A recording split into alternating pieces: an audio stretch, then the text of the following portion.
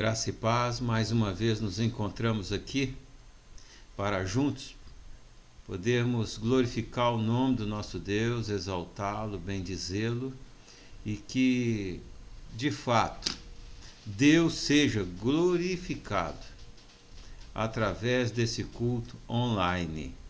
E nós queremos inicialmente agradecer pela sua conexão, pela sua participação e queremos fazer uma oração neste momento. Oremos. Ó Deus, Tu és o Senhor dos céus e da terra. Todas as coisas estão debaixo do Teu controle.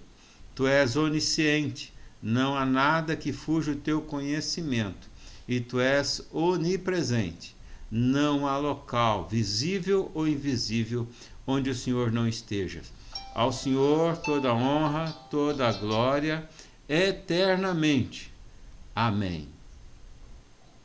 Queridos, nós vamos adorar ao Senhor agora com uma música, bendizendo, glorificando o nome do nosso Deus.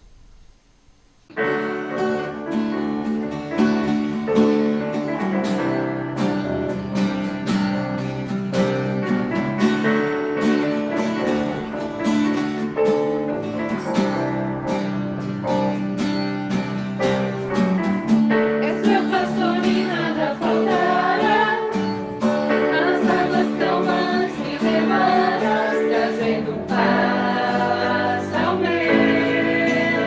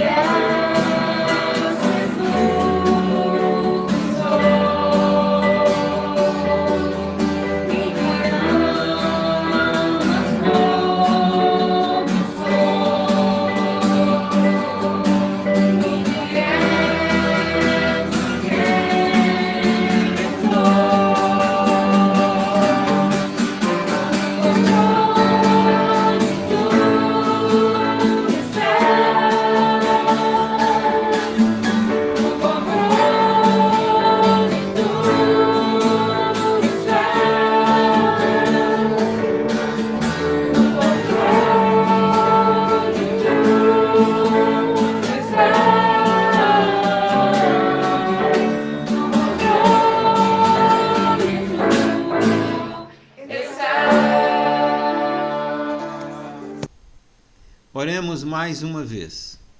Pai amado, ao ler a Tua palavra, que o Senhor possa nos iluminar, nos orientar, de maneira tal que possamos ouvir a Tua voz. Repreenda tudo que não vem de Ti e que, de fato, possamos receber a Tua ministração.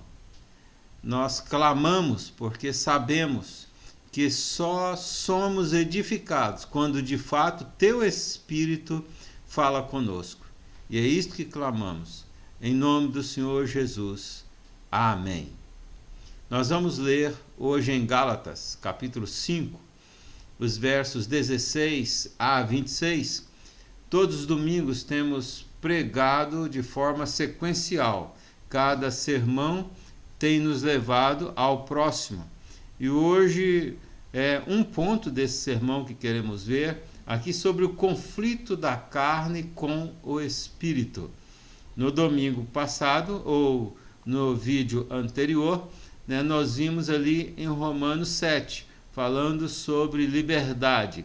E assim, sequencialmente, a cada domingo, temos trazido uma palavra. Gálatas 5, 16 a 26 é o texto de hoje que nós vamos ler, embora o nosso versículo básico é Gálatas 5, 17. Leiamos. Digo, porém, andai no Espírito e jamais satisfareis as concupiscências da carne, porque a carne milita contra o Espírito e o Espírito contra a carne, porque são opostos entre si, para que não façais o que porventura seja do vosso querer. Mas se sois guiados pelo Espírito, não estais debaixo da lei. Ora, as obras da carne são conhecidas e são prostituição, impureza, lascívia, idolatria, feitiçarias, inimizades, porfias, ciúmes, iras, discórdias, dissensões, invejas, bebedices, facções, glutonarias e coisas semelhantes a estas, a respeito das quais eu vos declaro, como já outrora vos preveni, que em tais coisas praticam, não herdarão o reino de Deus. Mas o fruto do Espírito é amor, alegria, paz, longanimidade, benignidade, bondade, fidelidade, mansidão, domínio próprio. Contra estas coisas não há lei. E os que são de Cristo Jesus crucificaram a carne com as suas paixões e concupiscências. Se vivemos no Espírito, andemos também no Espírito. Não nos deixemos possuir de vanglória, provocando uns aos outros, tendo inveja uns dos outros. E o nosso foco aqui é o verso 17, mas nós lemos aqui todo o contexto, considerando assim deixar mais claro o versículo para todos nós. Conflito da carne com o Espírito. A carne milita contra o Espírito, diz o verso. Né? A palavra milita aqui, de militar, de guerra, tem ideia de luta, tem ideia de guerra, de um contra o outro.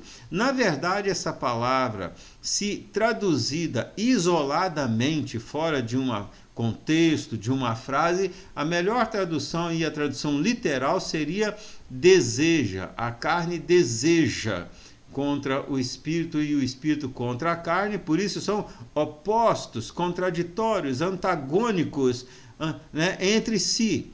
Por que então a palavra milita é uma tradução corretíssima? Porque por questões do contexto em que a frase se encontra.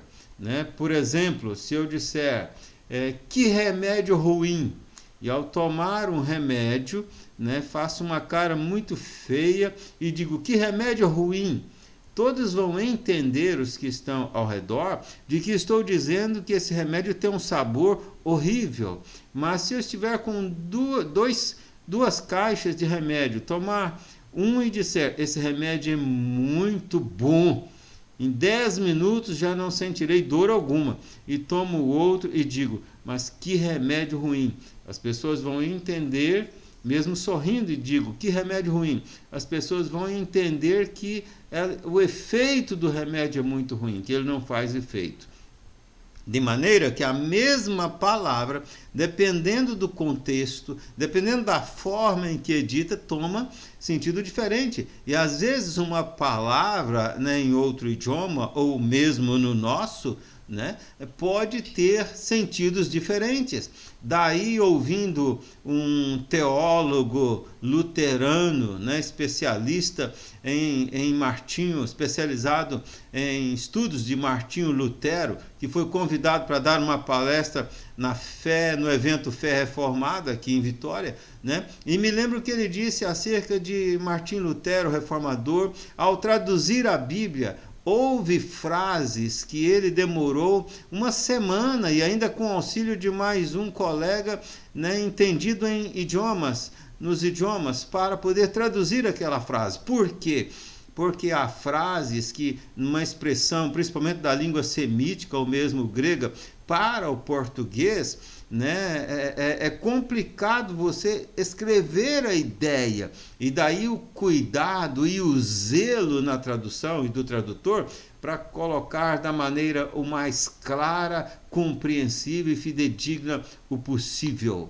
Né? Às vezes alguém entende um pouquinho, né? Nós que entendemos um pouquinho do grego ou do hebraico, e alguns de nós achamos que sabemos muito. É muito perigoso. Né? Observe bem que, portanto, a palavra milita, deseja, cobiça, quer exatamente o que é contraditório àquilo que deseja, que quer o espírito.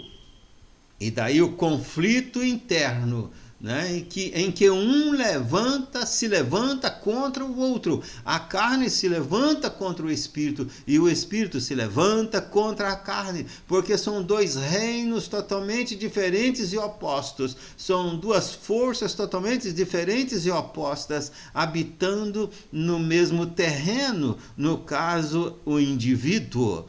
A carne e o espírito são duas naturezas. Podemos colocar aqui como o velho homem e o novo homem. E isto fica muito claro se você ler Efésios 4, 22 a 24, quando no verso 22 vai falar Paulo usa exatamente essa expressão, o velho homem. E no verso 22 vai dizer o velho homem. E carne, portanto, aqui não se refere à matéria, não está falando de corpo humano, mas se refere à natureza humana decaída, pecaminosa, tendenciosa a tudo aquilo que não convém, que é errado. Né? Mas quando nós olhamos o novo homem, e aí Paulo lá em Efésios 4, no versículo 24, né? Depois do versículo 23, que vai colocar depois do renovo pelo Espírito Santo, né? Que o Espírito Santo que está em nós está continuamente nos renovando e nos transformando cada vez mais, né, nos santificando de glória em glória, e temos estudado isso nas lives de quinta-feira, a obra do Espírito Santo em nós. Portanto, o novo homem, né, descrito no versículo 24, que é a mesma ideia de João 3, de um novo nascimento, ou seja, de uma nova criatura, quando agora somos filhos de Deus, conforme diz Paulo também em Romanos 8. Então, essa luta acontece, esse conflito no interior humano, porque a carne se levanta contra o espírito e o espírito contra a carne. Um teólogo chamado Arthur Champlin, né, ele comentando o verso 17, e ele coloca que isso é um paralelo, o verso 17, o nosso texto básico, né, a carne milita contra o espírito contra a carne, na visão de Champlin, é um paralelo de Romanos capítulo 7, que nós pregamos, né, no vídeo anterior. E ele coloca como o capítulo 7 de Romanos explica Gálatas 5:7. E de fato temos aqui que concordar com ele, porque lá Paulo, ele descreve esse conflito que ocorre no seu interior, quando ele chega a dizer: o bem que eu quero fazer não faço, mas o mal que eu não quero está sempre diante de mim. Outrora, em outro versículo, ele vai dizer: olha, quando eu estou cumprindo a lei, estou fazendo o que eu não quero. Então ele descreve de uma forma bem explícita, bem clara, né, bem notória, este conflito que ocorre no interior dos filhos de Deus, no interior daqueles em quem o Espírito habita. A carne, portanto, não é natureza humana, ou digo, a carne aqui não é corpo humano, mas sim natureza humana. Tanto que muitas obras da carne, podemos ver aqui os frutos, né, do Espírito e os frutos da carne, e você vai ver nos versos 20, nos versos 21, no verso 26, que muitos dos frutos da carne são de fato frutos espirituais, e não exatamente obras carnais. É por isso que Jesus, portanto, ali em Lucas 9, 23, registrado também em outros evangelhos, né, vai dizer: se você quer vir após mim, se você quer andar comigo, então você terá que fazer duas coisas. E uma dessas duas coisas que Jesus disse ali você vai ter que negar-se a si mesmo. Isto é, você vai ter que dizer não para você mesmo, não para os seus desejos, não para muitas coisas que você quer, que você ambiciona, que você deseja, mas você vai ter que se negar. E ora, dizer não para nós mesmos não é fácil. E aí é isso que nos gera, ou gera em nós esse conflito. E no verso 24, Jesus completa: olha, se alguém quiser ganhar a sua vida nesse mundo, perdê-la-á, mas quem quiser ganhar a vida, de fato terá que perdê-la. Mas ele ainda diz mais: mas o que adianta o homem se ganhar o mundo inteiro e perder a sua alma? Então é necessário negar-nos a nós mesmos, dizermos não para nós mesmos, se quisermos seguir a Jesus. E isto, de fato, gera um conflito em nosso interior. A carne é o senso e a razão humana, sem o Espírito Santo na vida, né? E estes vivem totalmente dominados e governados pelos desejos da carne. Mas o Espírito Santo, naqueles em quem habita, conforme diz o versículo 16, andai no Espírito, andam no Espírito. E depois no versículo 18, que são os dois versículos vizinhos aí do verso 17, vai dizer no versículo 18, e então andamos guiados, direcionados pelo Espírito Santo de Deus. A carne leva o homem a contrapor a sua própria consciência muitas vezes, porque satisfazemos, ou quando satisfazemos, os desejos da carne, então a carne leva o homem a sentir-se aflito, a sentir-se culpado, sim, a sentir-se sem satisfação, sem alegria, sem razão de ser, porque somos capazes de nos contrariarmos a nós mesmos e de nos autoferirmos.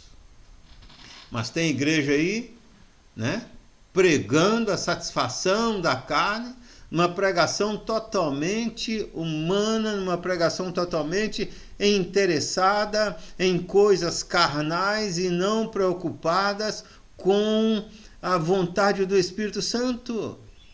Não há satisfação no caminho da carne para o homem espiritual, para o homem em quem o Espírito Santo habita. Não há. A carne e o Espírito são dois sujeitos totalmente diferentes, com frutos totalmente opostos, contraditórios, antagônicos. É uma antítese real entre os desejos da carne e os desejos do espírito. O espírito e espírito aqui não se trata de espírito humano, mas se trata do Espírito Santo, tanto que todas as traduções colocam espírito com letra maiúscula.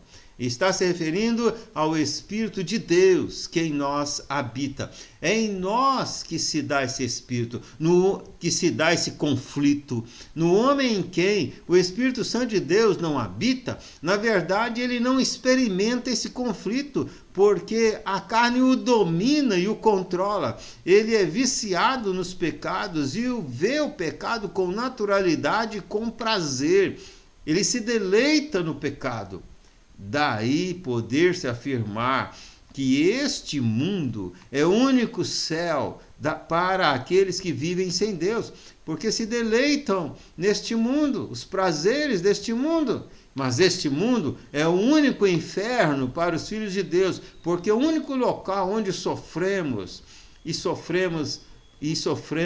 mas na eternidade estaremos com Deus no verdadeiro céu, enquanto aqueles que vivem o céu deste mundo, na eternidade estarão sem Deus.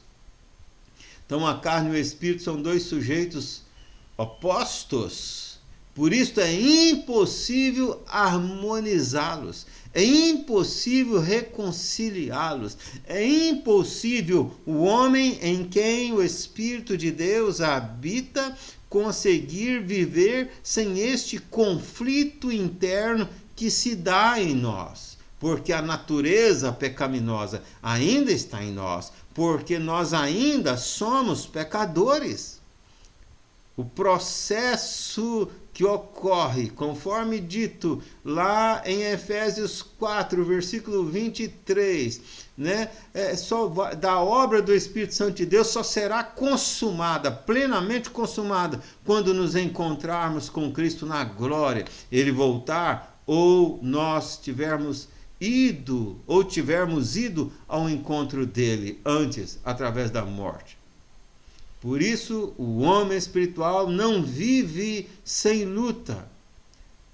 E também, se o Espírito Santo de Deus não estiver em nós, diz Romanos 8, 9 e outras muitas passagens, então não somos de Deus, não somos filhos de Deus, não temos partes com Deus, ainda que membros em uma igreja. Observe que a carne revoltada, vendo o Espírito Santo guiando, é como uma luta, ela esperneando, ela expressando a sua vontade, os seus desejos. Todavia, quando estamos sendo guiados e andando no Espírito, conforme diz o verso 16 e o verso 18, e também o verso 25 vai dizer, se vivemos no Espírito, andemos também no Espírito. Sem o Espírito Santo, a carne domina, mas com o Espírito Santo em nós, o Espírito domina, e não mais a carne. Não mais a carne. Aí, como a carne está ali esperneando, expressando seus desejos, durante o dia muitas vezes tropeçamos, muitas vezes caímos, são as vezes em que acabamos nos autossatisfazendo, satisfazendo os desejos da carne e deixando de nos negarmos a nós mesmos. A carne reage revoltada contra o Espírito que está governando esta vida, que está a guiando, pois ele está andando no Espírito. O Espírito nos liberta da carne e troca os resultados da carne, porque os frutos do Espírito são totalmente contraditórios, opostos, antagônicos, divergentes dos frutos da carne. Os resultados do Espírito, da atuação do Espírito em nós, são totalmente diferentes dos resultados que a carne conduz. Os frutos da carne conduzem para a morte, mas os frutos do Espírito nos conduzem para a vida. E, na verdade, apesar do conflito, há uma verdadeira alegria, um verdadeiro gozo e uma genuína paz que invade o ser daqueles vasos do Espírito de Deus.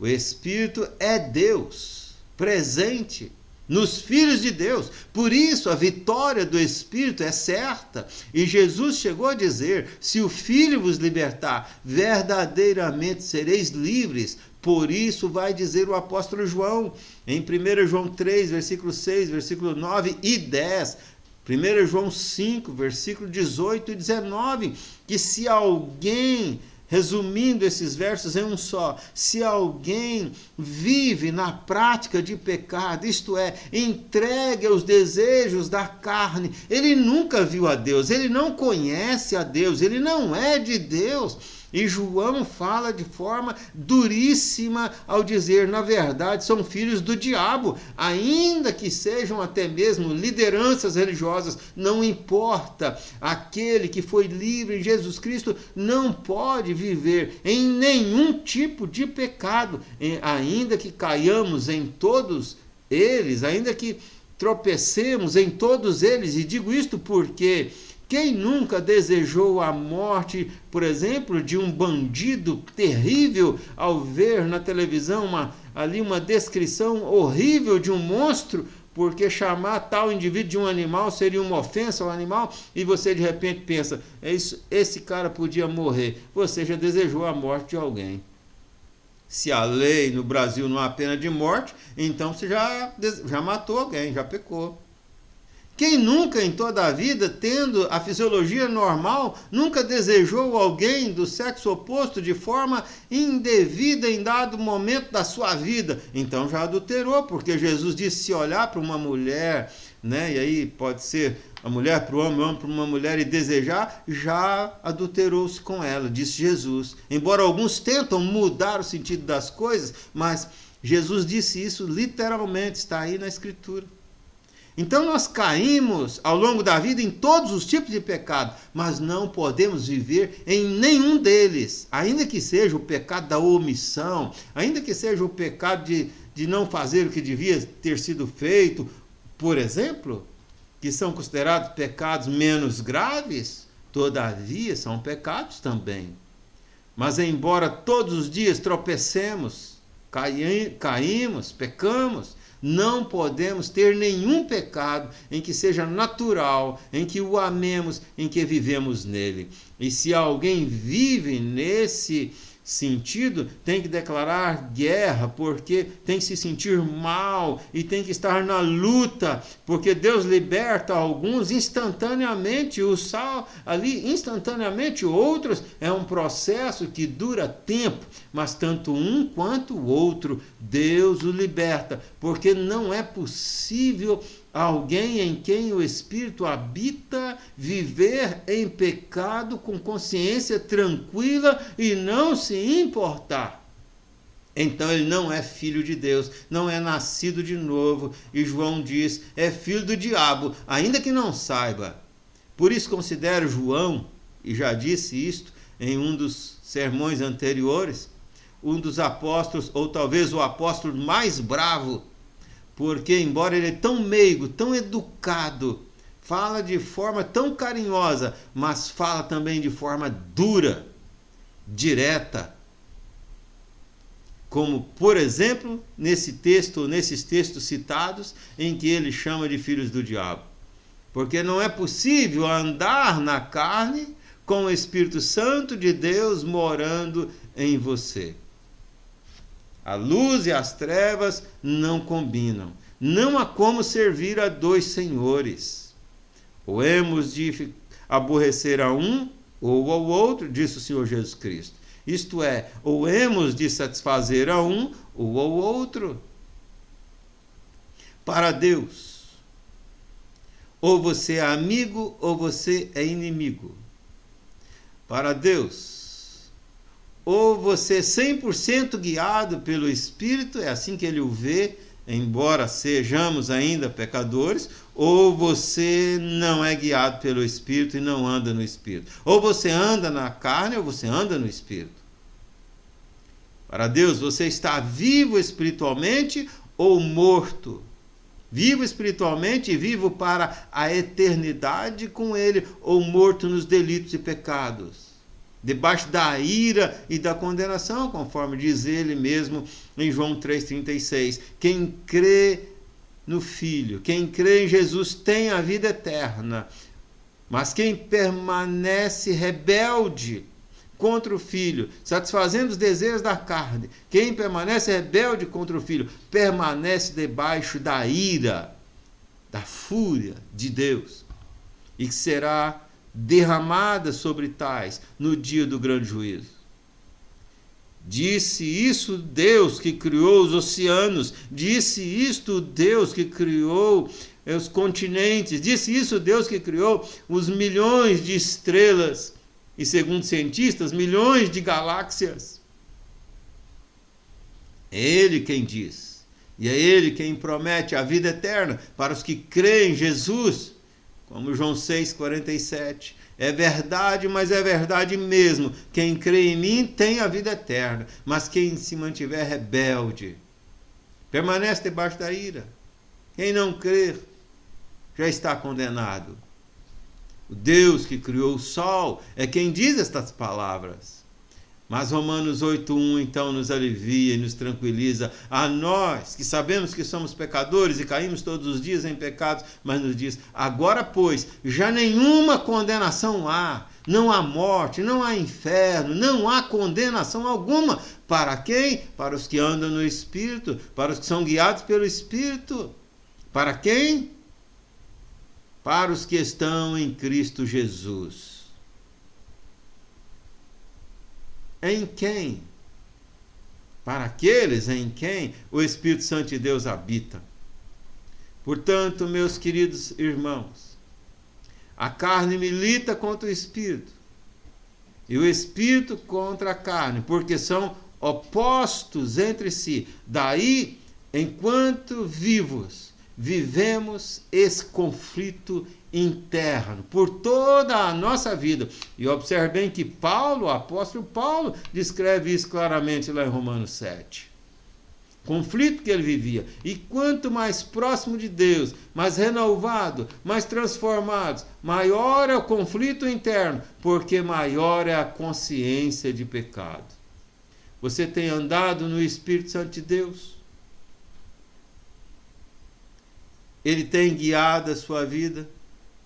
Ou você tem vivido em algum tipo de pecado e ainda precisa se libertar ou ser santificado desse pecado, dessa deficiência, dessa falha?